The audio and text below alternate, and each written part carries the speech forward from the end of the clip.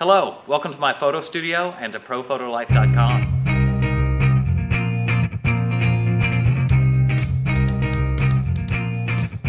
In today's video, we're going to take a look at the wonderful world of tripods and how to keep your camera steady. We have a total of 8 tripods here at Daylight Photo. Everything from a very small pocket tripod to the large camera stands that we used to use with the View cameras. Sadly, at least from my perspective, the View camera doesn't get any use these days, but the camera stand does get used on almost a daily basis here in the studio, and we'll look at the reasons why. The main tripod I want to talk about, though, is the medium weight Manfrotto tripod. It used to be labeled Bogen, that was the importer and distributor, but now it's the Manfrotto tripod. It has many features that a lot of photographers that even own the tripod aren't aware of. It seems very simple from the outset, but you can get this tripod into different configurations, and we're going to look at those in just a bit. Now let's start small and work our way up with the pocket tripod. It's very inexpensive. It was either given to me as a gift or purchased at a discount store. I don't really remember which, and I'm not going to suggest that this is great for your digital SLR camera, but it works well with the point and shoot. Now the thing that people run into is obviously it doesn't stand very tall, but there is a trick to be able to get eye-level photographs out of this tripod. Now with my point and shoot attached, to get a nice steady eye-level photograph using the mini tripod, we're going to press it up against the wall just using hand pressure to hold it steady. That does a really good job. Now notice that the legs on this tripod are firm and they're stout. They're not the bendable, collapsible, twistable legs of a current generation of new mini tripods, and that works really well for other purposes, but for this, I like these with just the stiff legs on it. We'll hold it against the wall, we'll even it up. I'm using just hand pressure to hold it, and I'm going to rotate the camera toward the video camera with the self-timer set. I'll press the button, and we have a nice, sharp photograph. It really does a good job that way.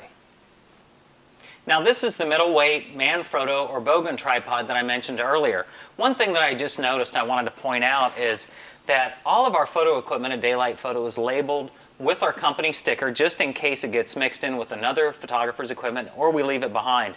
That's not a bad idea for everyone to do. Label your important equipment just with inkjet labels so that it can be identified if needed. Now I'm a commercial photographer, I'm not in retail photo sales, and this tripod has done the job for me for the past probably 15 years, so it may not be the most current model on the market. I can't tell you exactly what the most current model is, but I can tell you important features to look for and why I like this particular tripod.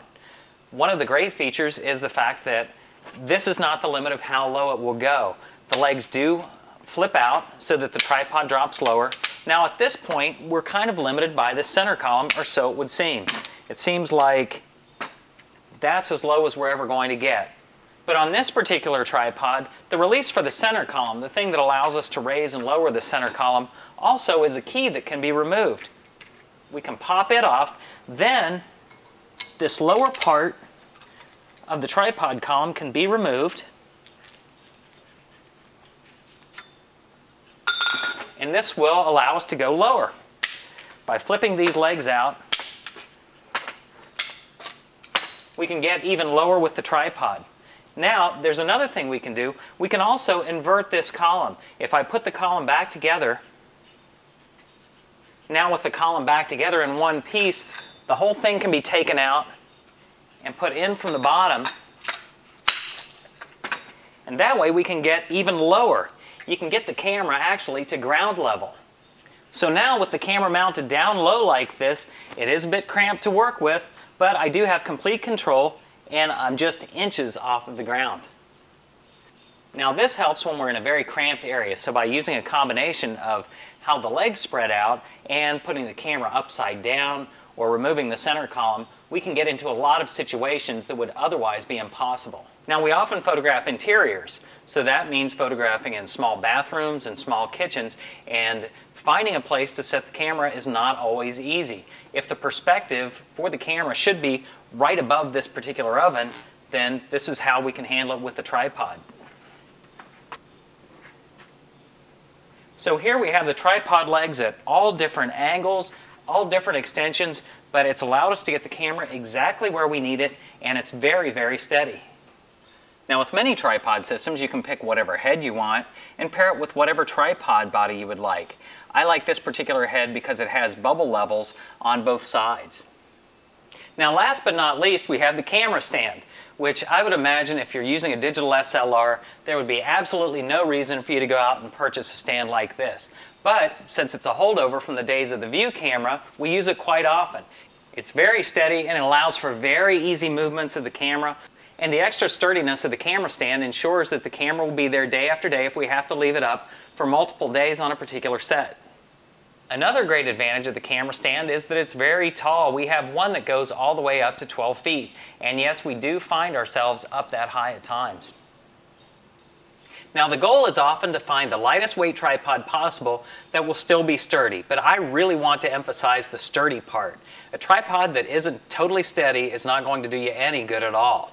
I honestly believe that some of my worst purchases have been lightweight tripods that just did not do the job. Now I'm very happy with what I have, and the tripods that I own have lasted me for 10 to 15 years because I made a wise purchase. So that's it for Tripod Talk. I hope you picked up at least a tip or two. Thanks much for watching, and I'll see you next time on ProPhotoLife.com. It's very steady, it allows for very easy movements, except like that. Come on in. It's okay.